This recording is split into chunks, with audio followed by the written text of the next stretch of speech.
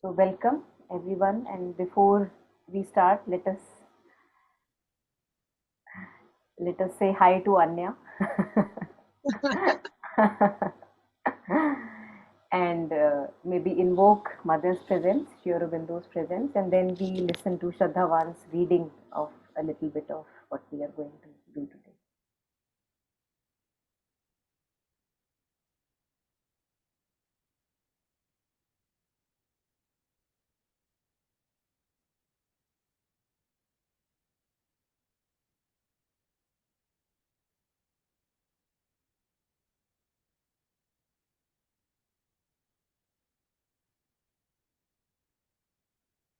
So I'm just playing Shraddhavan's reading.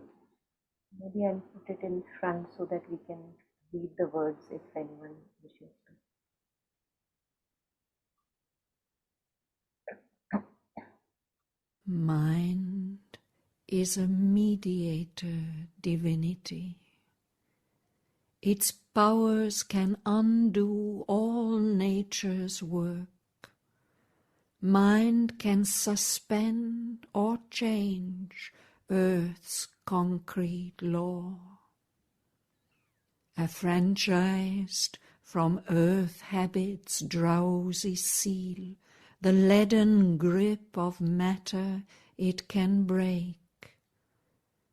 Indifferent to the angry stare of death, it can immortalise a moment's work.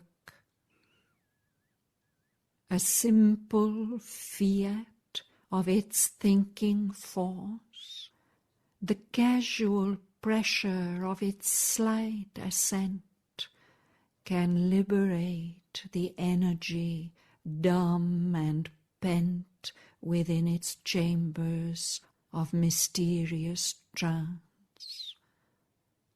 It makes the body's sleep a puissant arm, holds still the breath, the beatings of the heart, while the unseen is found, the impossible done. Communicates without means the unspoken thought. It moves events by its bare silent will, acts at a distance without hands or feet. This giant ignorance, this dwarfish life, it can illumine with a prophet sight, invoke the Bacchic rapture, the Furies' goad, in our body arouse the demon or the god, call in the omniscient and omnipotent, awake a forgotten almightiness within.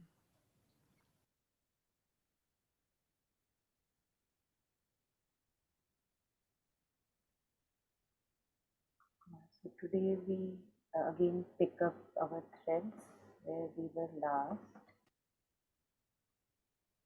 Here it is page 84, and we were reading about the secret nature in Ashwapati in his ascent and realizations. He's getting aware of so many mysteries usually which are not available to our naked eye, but they are there, and usually in our little life that we live, little means narrow in its scope.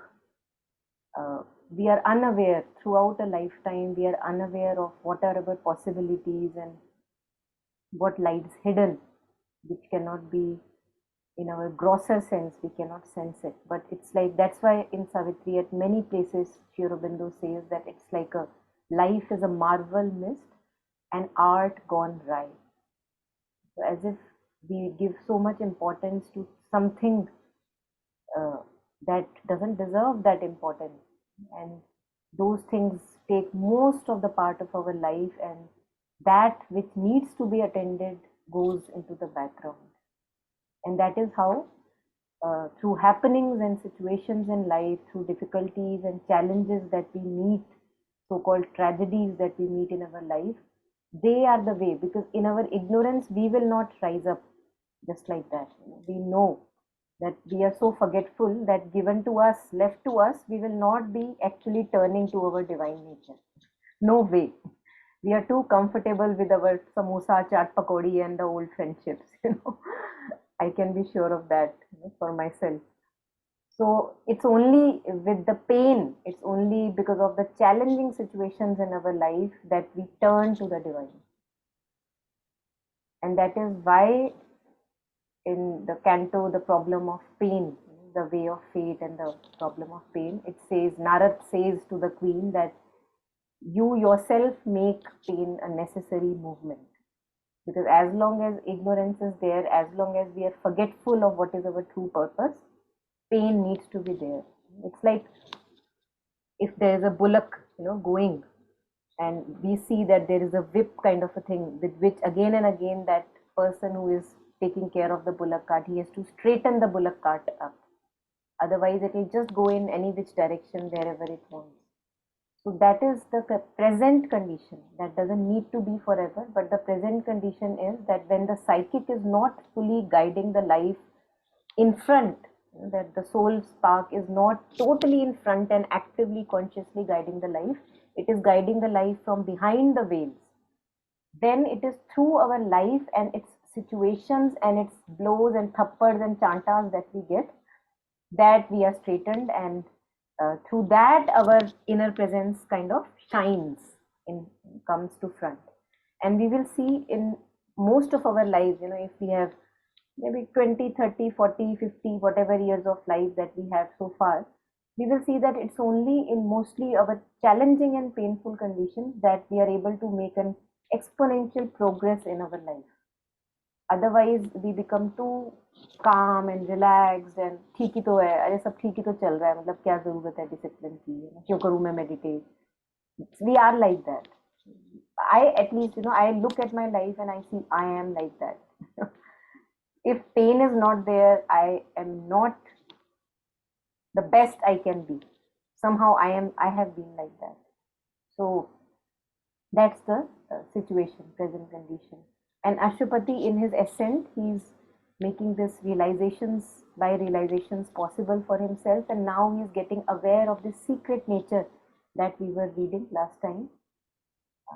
That he sees that, okay, these are the workings, why it is there, and it can be channelized. So far we are ruled by that secret nature, but when we become aware and conscious and rise in power and stature within, then we are the kind of, we can channel that energy around. Like last time I was sharing, in fantastical movies like Harry Potter and these movies that we like to see, we see that the very pure person, very innocent and with sincere mind, he will be able to actually hold something in his hand which may be actually poison for the other people around. Like in the Lord of the Rings, I think that person who carries the ring ahead, it's only with him that the ring is safe, because he's not, and even when he wears it, he's under the influence of that ring. So the power is so much that our mortal nature falls, succumbs to it, its overwhelm. But as we rise in our purity, then we are able to channelize these powers which usually are ruling us. And now, as we end the secret nature part, he also becomes aware of the powers of mind. Why is mind there at all? What is the reason of it being there? What is the purpose? So that we will today start with, after finishing a few lines on secret nature. Yes. Anything here? Anyone?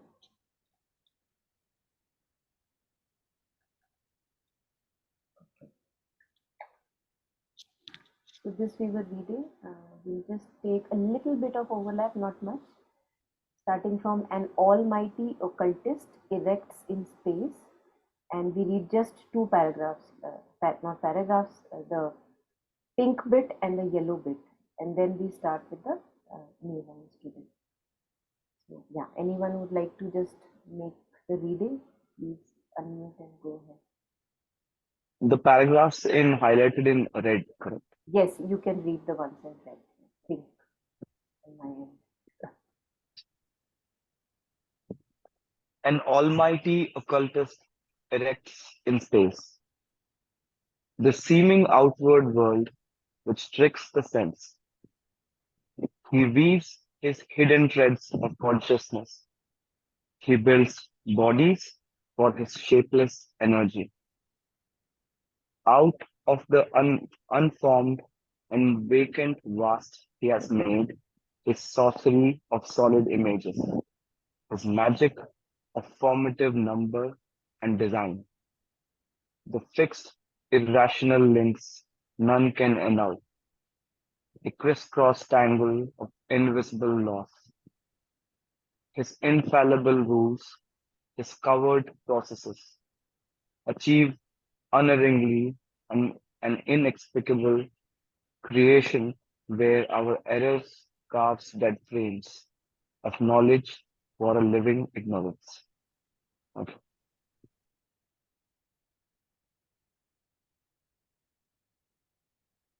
Thank you. Anyone would like to read the yellow lines in yellow? In her mysteries, moods divorced from the maker's laws, she too as sovereignly creates her field, her will shaping the undermined vast, making a finite of infinite infinity. She too can make an order of her caprice, as if her rash superb vigored to outweave the veiled creator's cosmic secrecies. Thank you. So we stopped here last, and then there is just this a little bit of the secret nature, and then how the secret nature works. So it works through mind also, and mind, then we take it in detail that what is the function of mind. So we'll have new lines today to read. Yes, anyone who would like to go ahead with the lines in green? Yeah, Monica, I'll read. Yes. The rapid footsteps of her fantasy, amid whose false wonders like flowers rise, are surer than reason, defter than device, and swifter than imagination's wings. All she knew fashions by the thought and word, compels all substance by her wand of mind. I'll read one more time, Monica. The rapid footsteps of her fantasy, amid whose false wonders like flowers rise, are surer than reason, defter than device, and swifter than imagination's wings. All she knew fashions by the thought and word, compels all substance by her wand of mind. Thank you. Thank you. So when I was reading these lines, it comes to me, since nature, Prakriti, all its movements also include the happenings of our life, along with thoughts, feelings, sensations, anything that moves, plus all the happenings of life, the situations, the outer situations. Now, many a times we may have seen that we are not able to make a stand in our life, which we may want to take, but because of our attachments, we are not able to take that stand. Say, for example, maybe you want to separate from a person just for your own peace and sanity, and thinking that now the relationship is not going anywhere and maybe separation required. Or maybe we are maybe suffering because of something in either a workplace or a relationship between close relatives, whatever.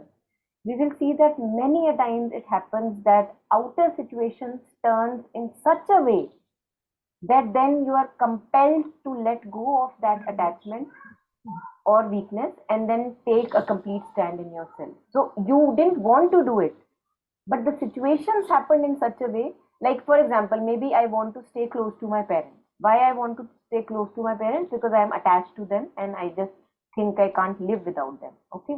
But if the inner being is becoming ready, that someone who sees the timeless eye, who sees each one of us, the divine thinks that you are ready now actually to let go of those boundaries and explore yourself. So you will be actually thrown in such a place, maybe because of your work, maybe you get married somewhere, that you just completely get dissociated, physically from your parents, and that gives you a standing that now you think that, oh, I didn't know ever that I can live without my parents. I can. So many a times things which we are not able to do because of nature's movements, life situations, which mind is boggled.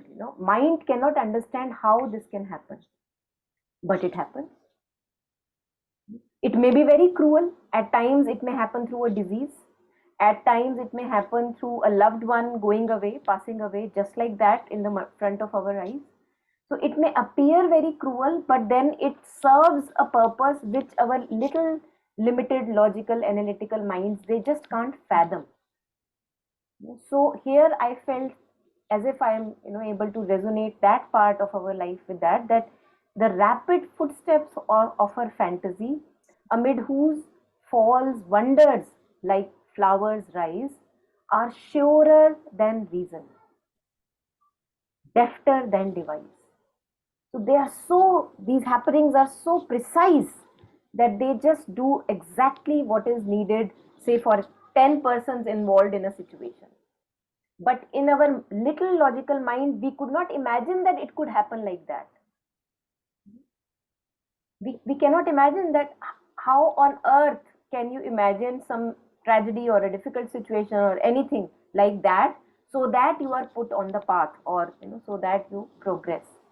So these footsteps of nature and circumstances and situations are surer than reason, defter than device, and swifter than imagination's wings. It goes even faster than how our imagination may go. Our imagination can't go there that quickly.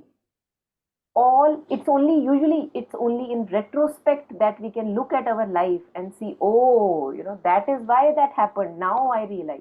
So when it's happening, then we cannot realize it, because then it may appear cruel at times because of our imperfections and weaknesses. But when we have gone past that and we have progressed and some years have gone past, then if we look at that situation and maybe we have some contemplation over it, then we see that now I know why it happened that way, because this is the progress I needed to make there, something like that. All she knew fashions by the thought and word. So this thought and word is coming from the mind. Compels all substance by her bond of mind. So many a times for example, with Kabirji's dohas and couplets and songs, or other masters who have said things about the mind, we read about the mind in the lower sense, like the lower mind. Usually we are in the trap of the lower sense surface mind. But here it is talking about the higher powers of mind which are also there. So mind is not just all dustbin. We make it like a dustbin. Most of the time we use it like a dustbin, but its purpose is something different. So here we get to know the true purpose, why it is there, and also that this secret nature, this energy, this Shakti that is working, it uses mind as a instrument, as a tool for her works to happen. Now we will see how it works, how the mind is a mediator divinity. Yeah, anything here? Anyone?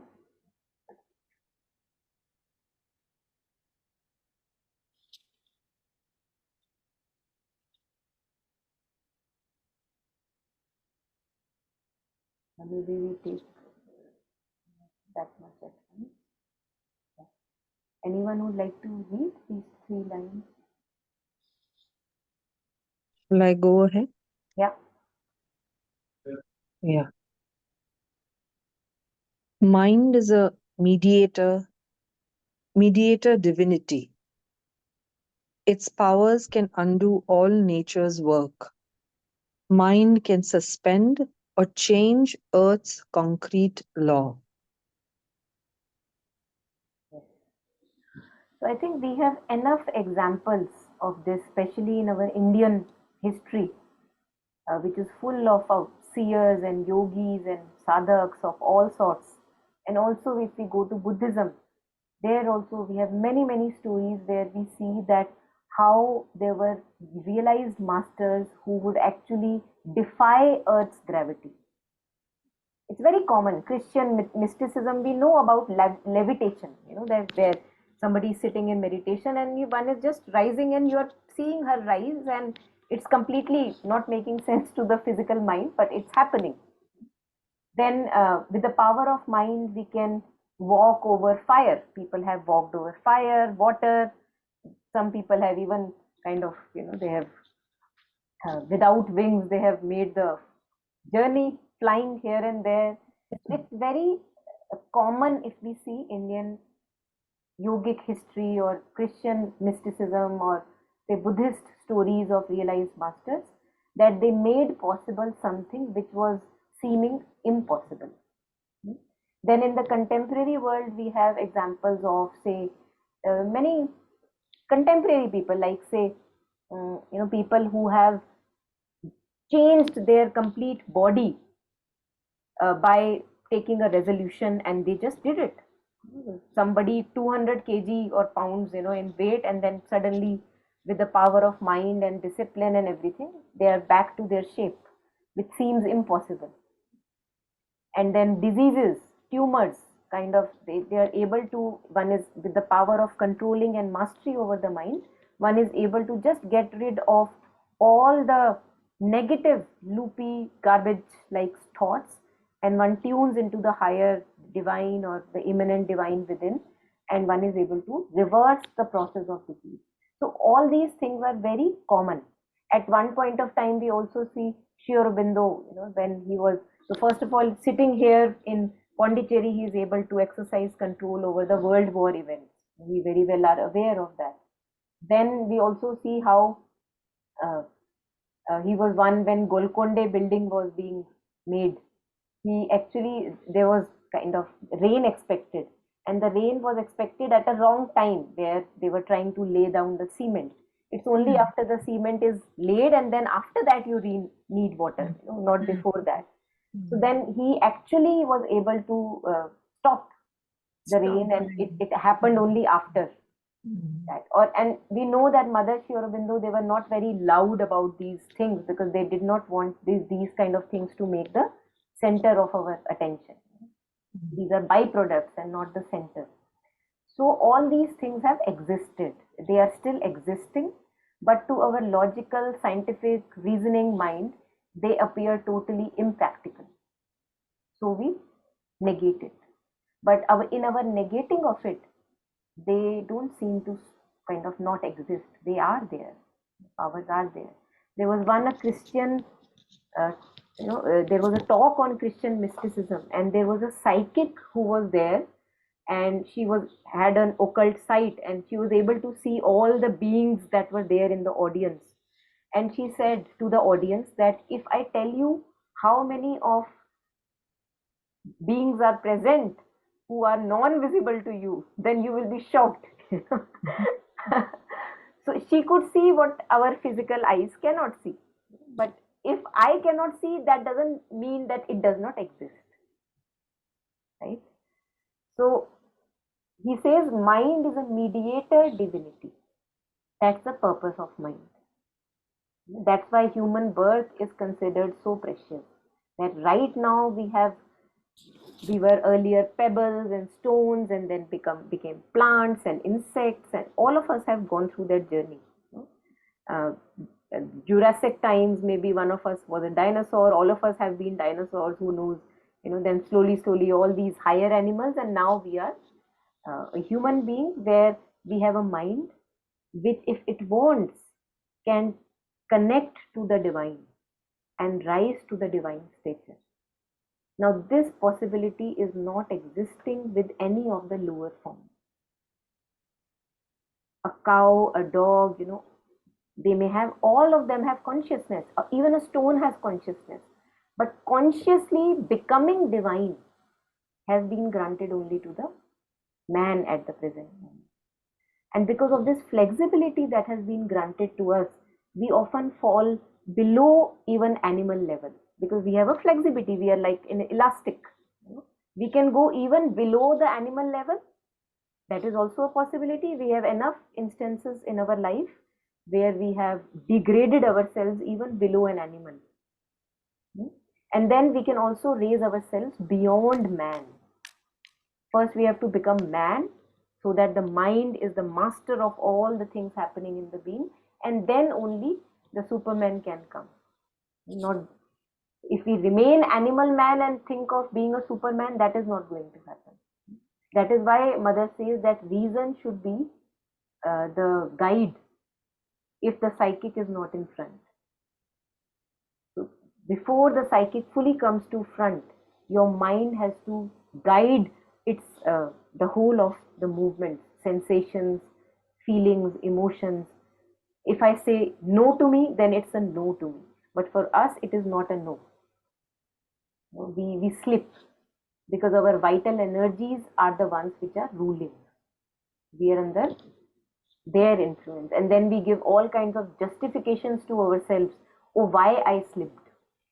It doesn't seem like a slip, but that is who we are right now. There is nothing wrong about it, but we grow only slowly. We progress very, very slowly. So mind is a mediator divinity. So it will take us to our slowly hand over to our divine origin and divine future. Its powers can undo all nature's work. So all the physical laws, as we were sharing, have been defied earlier and also right now by yogis, seers, and all the mystics. Its powers, mind's powers, can undo nature's work. बारिश होनी है लेकिन हुई नहीं, क्यों? क्योंकि किसी ने कुछ कर दिया कमाल, किसी के माइंड की पावर से. Mind can suspend or change Earth's concrete law. Again, referring to Earth, material, physical laws, laws of chemistry, biology. And we have also in contemporary world, we have examples where people are able to go very deep in the ocean, and they are able to hold their breath for a very, very long time and stay there without unmoving. There have been examples just with the power of this mind.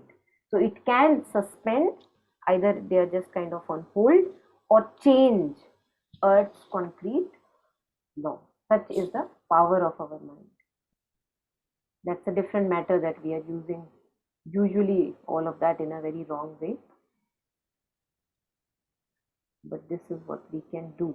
So here we go a little bit ahead.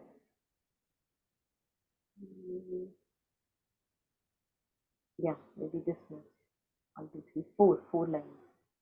Anyone would like to read? Or maybe share reflections, anything, most welcome.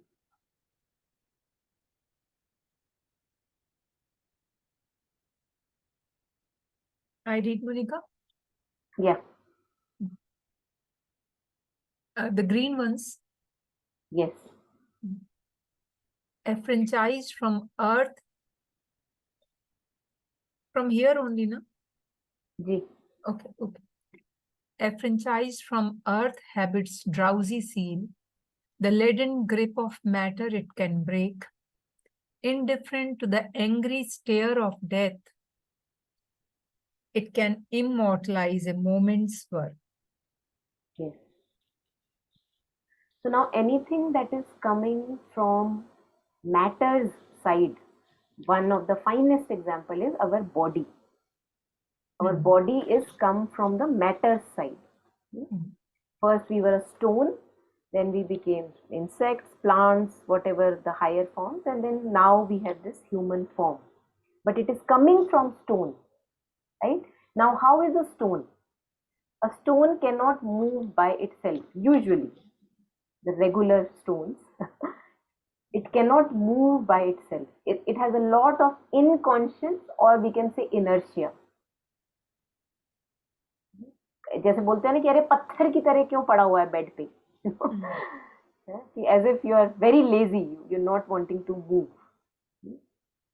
And then we have examples of animals like sloth, or these animals which are very, very lazy and move very slowly. Right?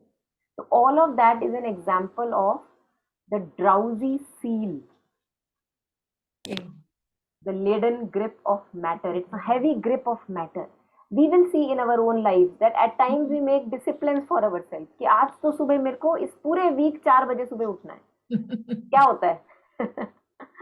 एक दिन उठेंगे, दूसरे दिन बोलेंगे नहीं, snooze कर देते हैं अलार्म को. अभी क्या करेंगे इतनी जल्दी उठ के, 5-10 मिनट ही तो लगते हैं मेडिटेशन में. बाद में कर लेंगे, 6 बजे कर लेंगे, 4 बजे क्यों उठे, 6 बजे भी तो ब्रह्म मुहूर्त होता है. So all kinds of excuses we give ourselves. I'm including myself also here. But that 4 बजे नहीं उठ पाएंगे, अभी तक नहीं उठ पाएंगे. Okay.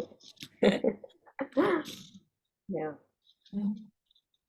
But it's very interesting that when our marriages happen, तारों की छाओं में,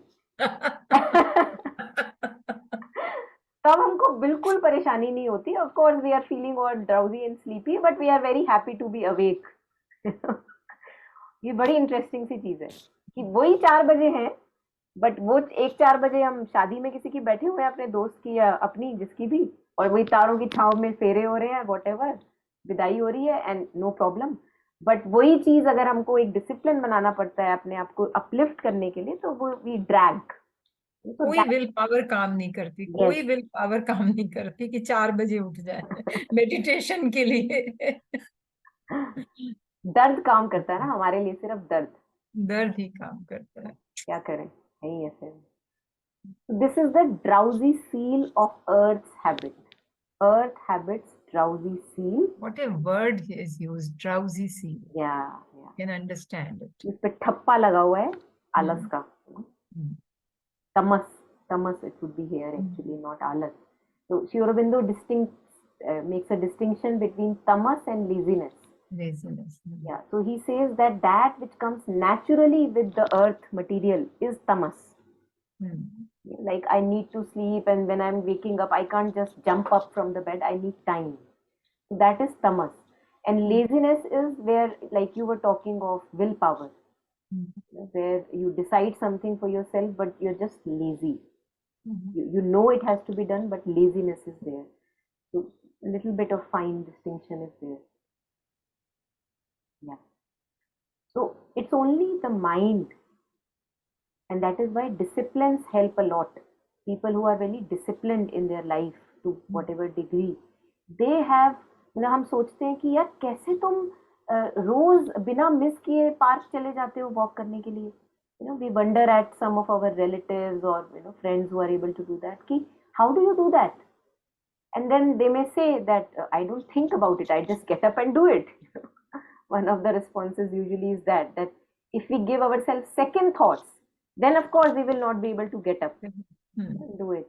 But if we don't give ourselves second thoughts, we just know we have to get up and do it. There is no second thought.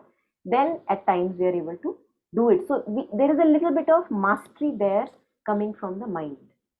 The mind said, yes, मुझे जाना है तो मुझे जाना है, मुझे अब और किसी को सुनना नहीं है, अपनी अंदर की reasons को नहीं सुनना. So this mind can break this habit's drowsy seal and the leaden heavy grip of matter. It can break that. And indifferent to the angry stare of death, it can immortalize a moment's work. So death, what all it can take away? It can take away my possessions. It can take away people around me. All the physical things death takes away, right? That is why they say खाली हाथ आए हो खाली हाथ जाओगे, because वो हाथ में आप मुट्ठी बंद कर भी लो तो मुट्ठी के अंदर जो है वो जाएगा नहीं साथ में, right? So whether it is a relationship, it is your money that you collected throughout your life, your prestige, respect, anything that you try to grip, death takes it away. But mind, the true nature of mind, which is this consciousness within us, which is looking at thoughts, feelings, sensations, my ups and downs. This cannot be taken away by death. And that is why Shri Krishna says in Gita that ये ऐसी चीज है जिसको ना शस्त्र भेद सकते हैं, ना इसको कोई बम फुटा के मार सकता है, कुछ नहीं खराब हो सकता। नैनम, exactly. हाँ, ना आग जला सकती है, तो कुछ भी उसको डैमेज नहीं कर सकते। क्योंकि डैमेज आप किसको कर सकते हो? डैमेज आप उसको कर सकते हो जो आपकी ग्रिप में आए, है ना। मेरे हाथ में अगर कोई एक बुक है, मैं उसको फाड़ सकती हूँ। जो आपकी ग्रिप में ही नहीं आ सकता, आप उसको डैमेज कैसे करोगे? So that is our true nature. But we will see that whenever we sit in meditation and we try to say still our mind first, coming with the breath or mother's name, and then we look at the looking within, look at the consciousness which is watching, we will see that we can't grasp it. The moment we try to become too tight and graspy that, oh, mil gaya, immediately we lose it. And that's why it's so tricky. It's like Kabir ji says, वहां पाव ना टिके पपील का, कि देख चींटी का भी पाव वहां पे टिक नहीं सकता जहां पे मैंने अपना घर बना लिया, because it requires a very fine consciousness, subtle consciousness. So this subtle consciousness, which is the true nature of mind, is indifferent to the stare of death. And that is why one of the marks that we have realized our soul consciousness is that we become fearless in terms of death. We are not fearful of death coming. Mother says that then you are not afraid of leaving the body.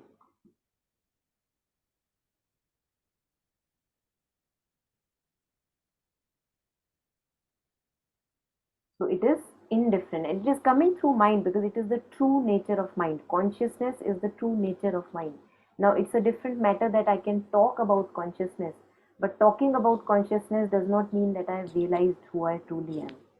Right? We can write articles on it, we can give thousands of speeches on it, and yet I may not have the true realization. It is the true realization that we have to do it in ourselves with practice and discipline, because without that we suffer. When we are identified with the ego consciousness, we suffer. And my suffering reminds me that I have to get back to my discipline. I have to be that seeing which sees my turmoils and ups and downs and everything, and know that I am that seeing. I have to stabilize myself slowly there, with an open and relaxed awareness. So this mind is indifferent to angry stare of death. It can immortalize a moment's work. Now we'll read further how it does that. Yeah, anything here? Anyone?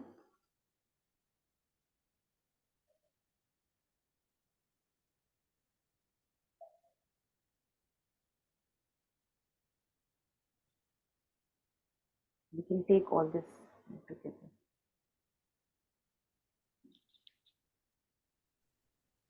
I can read. Yeah. It can immortalize a moment's work, a simple fiat of its thinking force, the casual pressure of its slight assent can liberate the energy dumb and pent. Within its chambers of mysterious trance, it makes the body sleep a puissant arm, hold still the breath, the beatings of the heart, while the unseen is found, the impossible done, communicates without means the unspoken thought. It moves events by its bare silent will, acts at a distance without hands or feet.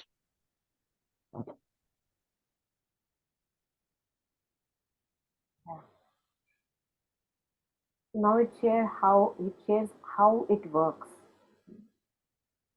and how it leaves, if properly channeled in the right direction, how it can immortalize a moment's work. Usually we are working with very little bit of capacity of our mind, because most of the times we are so scattered, especially as adults. uh, we are very, very scattered if we are not truly actively working on ourselves spiritually and taming the mind a bit. We see that at how many places, little bit of past, little bit of present commentary going on, a bit here, a bit there. Mind is not very focused. But with if it makes use of its true power, makes itself relatively quiet, silent, and connects with the higher, it can make something happen which is kind of, it immortalizes the work it does.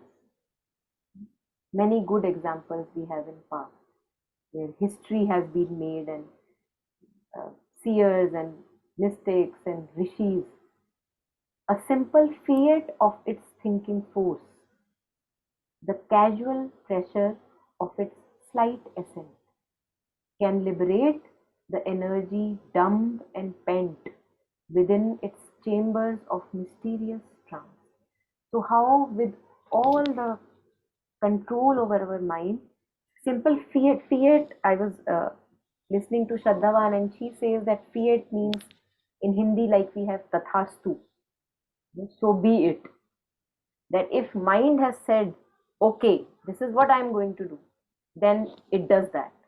Many good examples, many people who are sports persons, we see that how they are able to challenge themselves to a point, like that is how records are formed, that nobody could imagine this could somebody humanly could do that, but you are able to do that. So and then we begin to study that person कि उसके mind में क्या चल रहा होगा, उसकी body में ऐसी कौन सी पावर्स हैं कि वो ये कर पाया जो इंसान सोच भी नहीं सकते. Many examples of that. So a simple fiat of its thinking force through thought only, which we usually are using with like a garbage, through active thought you said to yourself that okay, this is it, I am going to challenge myself to do it, and in some time, whatever time that you give yourself, you're able to do it. All of us know that to little or higher degree we have been able to do that in our life also. We may have glimpses of that. The casual pressure of its slight assent, हल्का सा अपने mind से कहीं से mind convince हो गया कि अच्छा मुझे ये करना है या नहीं करना है, कहीं से हल्का सा कन्विक्शन आ गया, and then like de addiction, you decided that okay, enough of being addicted to this or that, now I am going to de-addict myself, and you do that. क्या बदला? सिर्फ आपने माइंड में ही तो डिसाइड किया कि क्या करना है. It's the power of that mind, through that secret nature is working through the mind as instrument. Its power is working through the mind. The casual pressure of its slight essence. इतना भी, इसका मतलब है कि हम इतना भी नहीं करते अपनी यूजुअल जो हमारी ऑर्डिनरी लाइफ होती है उसमें इतना भी नहीं हम करते उसको use. I think that's why Albert Einstein, I think, said that we hardly use, I don't know how much percentage he said that we use this much percentage of our mind, and rest of all is all lying unused. 3%. Yeah, very little. It's single figure, है ना, 2-3%. 3%, probably 3%.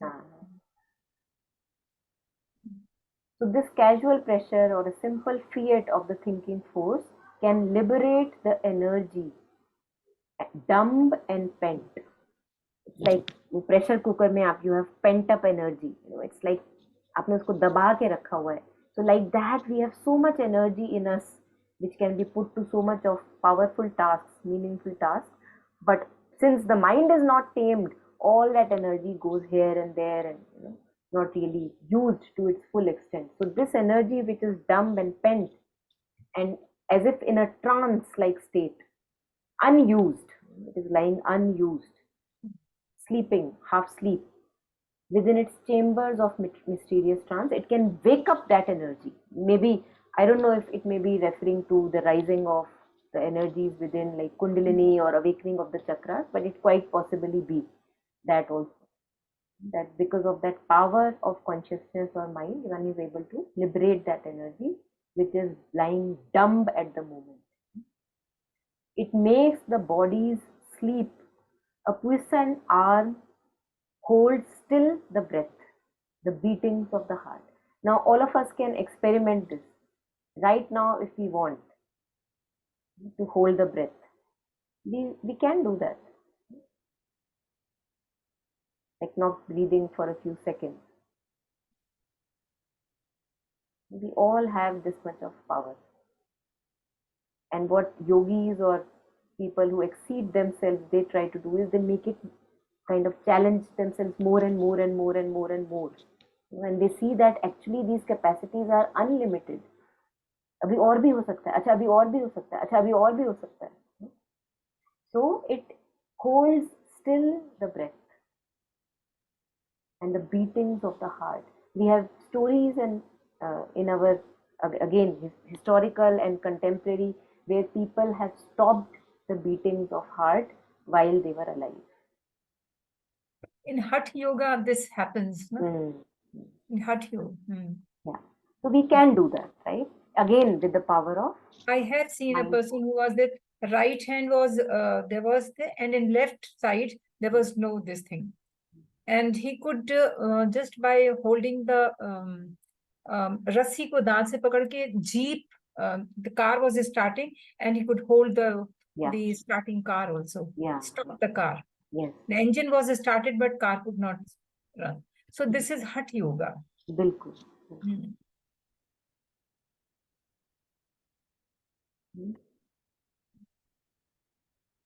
And it can also use body's sleep into a power. Yes, what I have observed in when you do pranayam and there's a kumbhak, you hold breath for some time, for some seconds. So it gives lot of energy later on. Yes.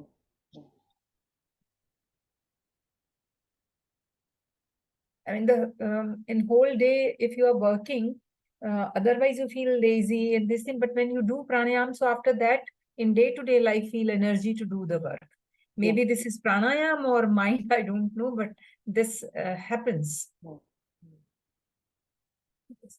probably here holds the breath, the beatings of the heart. When the unseen is found, the impossible done. Sorry for interruption. No, it's not an interruption. They'll always welcome reflection. Yeah. So it can use body's sleep as a power. Where we know that how when we are asleep, actually many things we can do while we are sleeping. So mind first of all rests. And what they say is that it rests usually, not all the time, because our minds are so scattered all the time that even in sleep, actually, we are not sleeping. We are actually very active. The mind is very active. It's only when we properly sleep and like dreamless sleep happens only for a very short while in the whole frame of our sleep. But then it makes that sleep, whatever sleep it is, it uses it into a power. So first this, that when there is a dreamless sleep, then the mind is actually resting in its own essence, the pure consciousness, and then that's why we feel rejuvenated when we are able to sleep well. Secondly, also many examples are there. Scientists, I remember one example very clearly, benzene, how the structure of benzene was found. Kekule, who was the scientist, he actually got this answer in his dreams. He was trying to find the structure of the benzene ring, how it is, and he found it. You gave a question to yourself and he sincerely wanted to think about it or maybe, kind of have an answer, and he kind of offered that to the universe or wherever, and that he had the answer back in his dream. Many a times in our lives also we have such examples where you put your question, and usually we are not able to get the responses because we are not very sincere and honest about our questions. We are not convinced. But when I am sincere about my question and I really, really want to find it, and then we put it in the dream, like before sleeping we give it, then somehow we have in the dream a reflection of that. It's given back to us. That response comes back to us. So in that sense, it makes use of body, sleep, Again, I and feel power. Yes, to please. share one experience. Please, yes. It happened that in sleep, I could write the whole poem. It was so clear, so clear. And I thought that when I'll wake up, I'll write. I couldn't. But that line or 2 lines, I wrote another poem, but that was a different experience based on that experience. But I couldn't capture that moment again. Totally resonate. Has happened with me also many times that, for example, there is a dream in which I have gotten an answer to my query. And if I kind of wake up in the middle of the dream or, somewhere where I can recollect it back, then I have at least, if I remind myself again and again, then I have the essence of it. But when I wake up fully, when the waking mind is active, again, the surface mind is active, then actually it's like a curtain comes in front and you can't recollect the whole dream. So I resonate with what you were sharing, that the essence or the few lines you were able to recollect, Yes. but that exactly what that came was kind of, taken away. Yeah. So then afterwards, I made it my practice, whether I'm meditating or doing something, and I get an idea which I was seeking about, how to write an article, something like that. So I get up and then I note down all those points. Later Yes. on, I develop all those things. Exactly. Yes. That also has, worked with me. Because when you One are has to meditating, you are totally into it and you get an answer. Yes. So instead of completing your meditation time, do this work. Yes. Actually, what happens is it's like our surface mind is like a curtain. And as soon as we are just, kind of shaken up from that relaxed, open, spacious state of meditation, the moment we get, ekdam se wo surface mind becomes to be active again, and it's like a curtain comes in front, and now wo darshan khatam ho gaye, wo jo hota hai na mandir mein darshan ho rahe hain, and now the parda is there. Curtain pad gaya, right? Correct example. Yeah. So very interesting. Yes. Anyone else? Anything here? Yeah, Monica, I would like to, know about what is silent will. One word has come, no, in this paragraph. Can you please go to the screen? Yes. Yeah, it moves events by its bare silent will, acts at a distance without hands or feet. So the silent will is generally silence or what? So again, I may give a very little window. There must be more to it. But what appears to me is that here it is talking about the mind proper. And so in mind, we have like various layers of mind. First is our sense mind, emotive mind, vital mind. And then there is buddhi, intellect. And then there is also a mind which actually, Sri Aurobindo also uses the word silent mind, at some place, where you can actually still the activities of mind to such a condition that it becomes just like a, say, bare witness. But it is not a static witness, it has a dynamic power. And both these come like they come simultaneously, because many a times it happens that you are able to stabilize yourself as a witness. You may have done all that sadhana that is required, but it's a static kind of a state. The dynamism is not there. But to have the static, Sri Aurobindo talks about the static piece and the dynamic piece.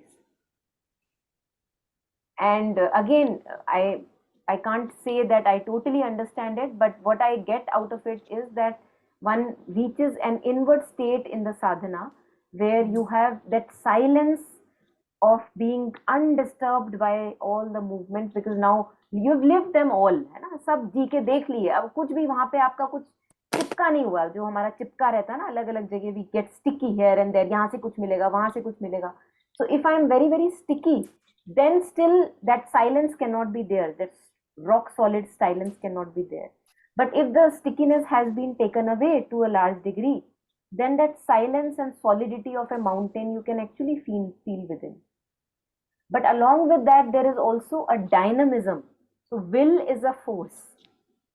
And Sri Aurobindo talks about Sat, Chit, Shakti, and then Anand.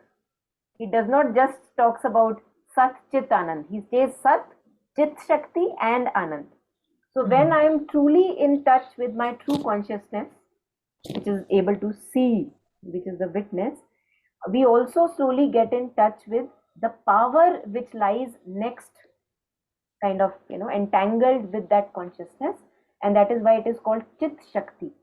That it's not just a passive witnessing that, oh, you are the witness, and you are not moving and not making any, action in your life and changing life, but you have also a Shakti along with it. So bare silent will would, to me, it resonates that it would refer to that state of consciousness within where one has reached in mind, like you go back and back and back, and you have stabilized yourself to a larger degree in that consciousness, plus a force which is there with that consciousness. And it is power of mind only. What else is that? Because the true nature of mind, as Buddhism says, it is consciousness. The true nature of mind is consciousness. And when we reach that inward, kind of witness, and stabilizing ourselves, then we have the power also, and we are consciousness also, both Chit and Shakti together. So, to me, it appears like that. Thank you, Monica. It was so beautiful. So whenever I read this passage, I used to think, what will be silent will silent. See, our egoistic mind is always very not silent, right? But since that consciousness, who we truly are, it knows. It just knows. तो उसमें इतनी तड़प की जरूरत नहीं है. There it doesn't have to go, oh मिल गया, like up and down that happens in our egoistic state. So it is silent because it just knows. मतलब उसमें movement की जरूरत ही नहीं है. But having said that, it doesn't mean that the realization of that is very easy. The realization takes a long time. Because bar, because of our attached and weak spots, we are like a pendulum, like a movement is there. You are stabilized, okay, everything good, you feel very centered, and suddenly something will happen and you are back into the egoistic self again. So it takes a long time. Yeah.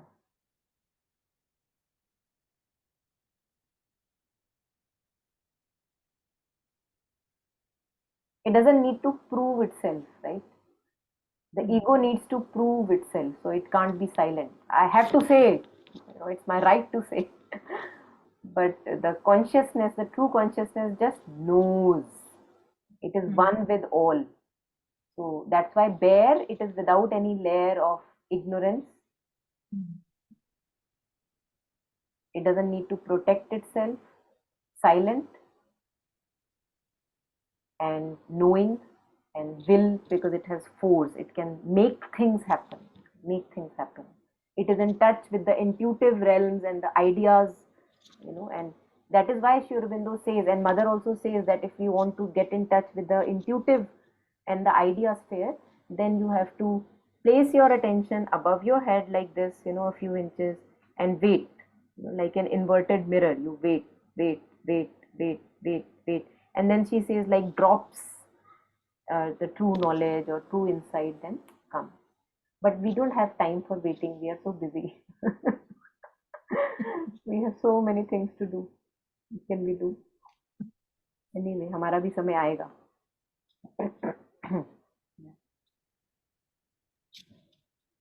Yeah, ma'am. Yes. Am I audible? Yeah. Yes, you're audible. On that note, on the end that you said, so busy that you cannot wait.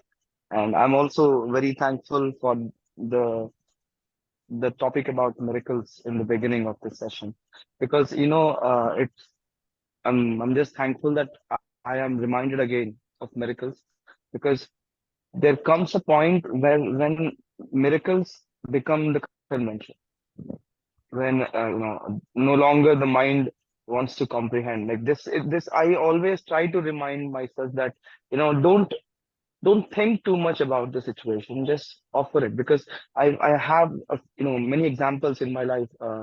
One of them where I used all my resources and the opportunity was just slipped off my hand, and I just sat like this in the airport, just sat in the airport like this, and I said, okay, now take control.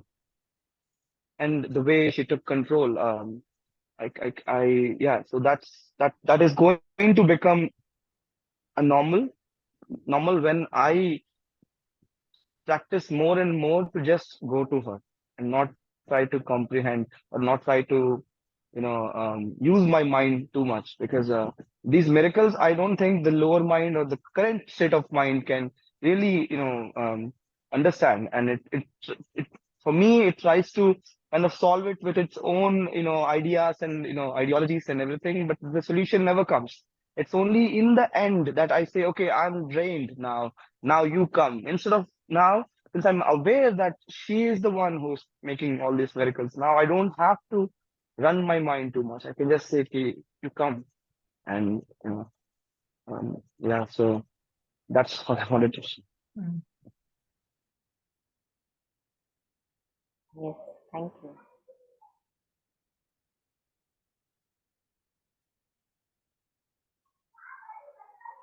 So we'll just kind of bind up these lines in purple only and then take the rest next time. Yeah, so while holds still the breath, the beatings of the heart, while the unseen is found, the impossible done, communicates without means the unspoken thought. It moves events by its bare silent will, acts at a distance without hands or feet. So that examples that we were sharing in the beginning, that how Sri Aurobindo, Mother, they were able, and many other masters, without just sheer power of mind, they were able to do things which even now we would not know actually they have done that. And Mother used to say to people who would like to say go visit their relatives who were not very healthy and needed their help, Mother used to say to them when she was trying to bring new consciousness, and she did not want that the people should go very much in and out of the ashram. She did not want that in the beginning. And she used to say that you can actually do a lot of benefit and much more benefit by actually using the power of your mind and making a creative formation, making a visualization for them, to be taken care of, or sending out a prayer. But we, since it is intangible, prayers are intangible, you can't touch, feel, or whatever.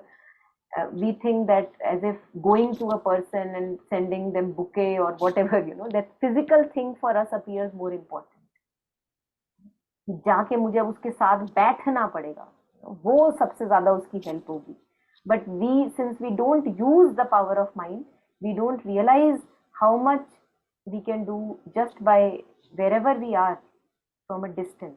And now there are enough therapies, or healing remedies which are there, which act from distance.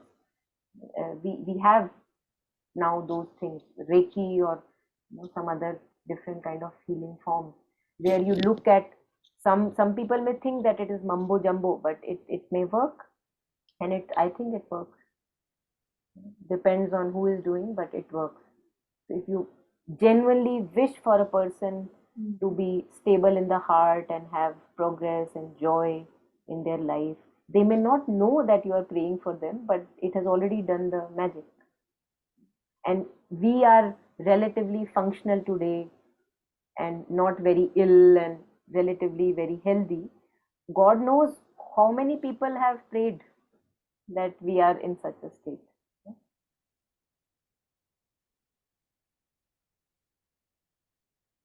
There used to be one of our relatives, not there anymore, who I've heard, I've not seen her, but I've heard that she used to do a part, a kind of her reading of some scripture. Every occasion, like इसका birthday है तो पाठ करने बैठ गए, उसका birthday है तो आई थिंक रामायण रामचरित मानस का पाठ करते थे. एंड देन उसमें कुछ ये भी होता है कि भोग डालना है. So once you are done with the part, then you have some sweet meat that you distribute. So I heard that for every relative in her house till the time she was 90, 93, whatever, without telling anyone. That lady was doing a part for each person's name. Now that person may not be actually living in their house. The children may go outside for studying. कोई IIT पढ़ रहा है, कोई medical पढ़ रहा है ना. They're all outside. But जिसका birthday है, जिसका कुछ है, वो अपना पाठ करे जा रही है और वो अपना डिस्ट्रीब्यूट कर रही है. और हमें क्या लग रहा है कि भैया देखो हम अपने दम पे खड़े हुए हैं और तुम्हें नहीं पता कि किन किन लोगों की दुआएं तुम्हें लग रही हैं. And she did all of that without saying anything to anyone. Such a nice way to send your birthday wishes, na? Exactly. And we think that oh मेरे It's दोस्त ने like- फ्लावर नहीं भेजा और उसने गिफ्ट नहीं भेजा और जिसने जो गिफ्ट पहुंचा भी दिया और तुम्हें पता भी नहीं लगा उसका कुछ अता पता ही नहीं. Very interesting. Yes.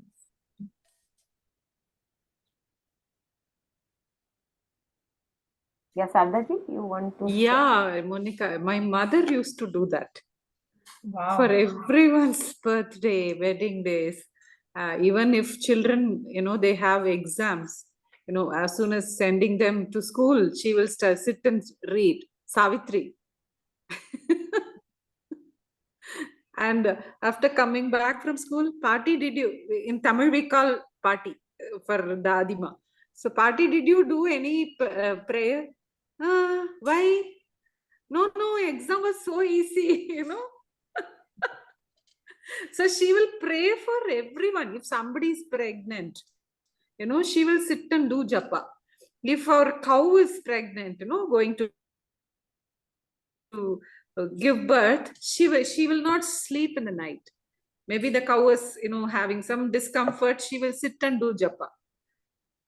So for everyone, whether she knows that person or, the maid servant, their relative, whoever it is, if they say something, they are not well or something, she will then sit and do this Karta Viryajanadaba, Rama Rama Japa. She will, start writing. When you were mentioning, I remembered my mother. Beautiful. For everyone, she will say, I have given, I have deposited so much of amount in Ramanama Bank. Yeah. So nice. Yeah. Beautiful. That's why we have prayer, na? Sarve bhavantu sukhna, sarve santu niramaya. Every day face for everybody. Yeah. Beautiful. Yeah, beautiful, really.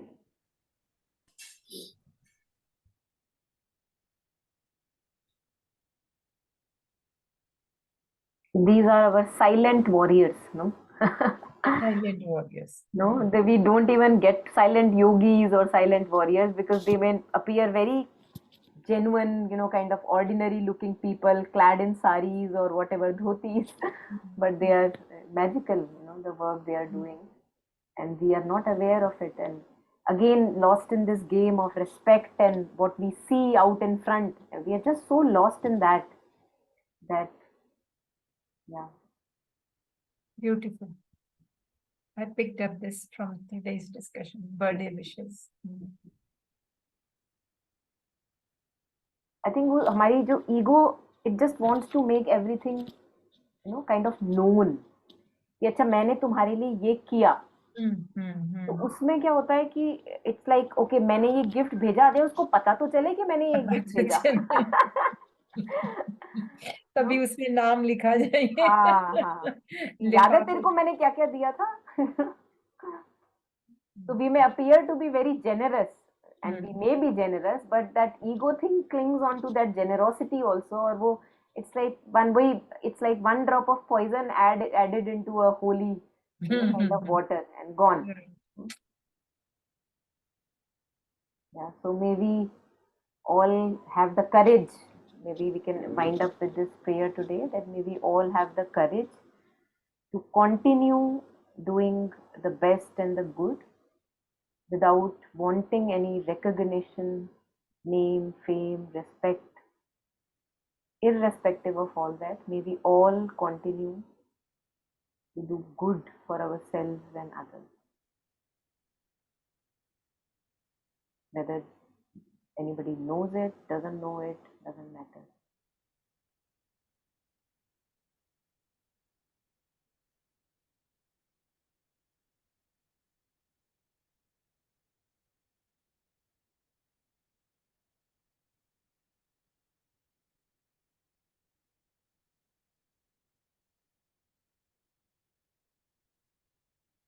May all of us be healthy, wealthy, health is wealth, truly spiritually healthy and happy.